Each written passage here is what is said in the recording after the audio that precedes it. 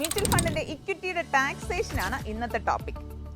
Equity mutual ഫണ്ടുകൾ ദീർഘകാല നിക്ഷേപമായി കരുതുമ്പോൾ അതിന്റെ ടാക്സേഷൻ എങ്ങനെയാണെന്ന് നോക്കാം. 2025 ബജറ്റ് അനുസരിച്ച് ഒരു വ്യക്തിക്ക്, അതായത് നിക്ഷേപിച്ചു കഴിഞ്ഞ് ഒരു വർഷം കഴിഞ്ഞ് പിൻവലിക്കുകയാണെങ്കിൽ അത് ലോങ് ടേം ക്യാപിറ്റൽ ഗെയിനിന്റെ പരിധിയിൽ വരുന്നു. ഒരു വർഷമാണ് ലോങ് ടേം ക്യാപിറ്റൽ ഗെയിൻ പരിധി കിട്ടാനുള്ള ഒരു അവസരം എന്ന് പറയുന്നത്.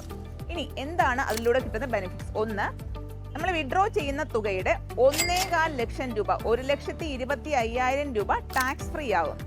ഇനി അതിനുശേഷം ബാക്കി എമൗണ്ട്, ലാഭത്തിന്റെ ബാക്കി തുക എത്രയാണോ അതിന്റെ 12.5% ടാക്സ് കൊടുക്കണം.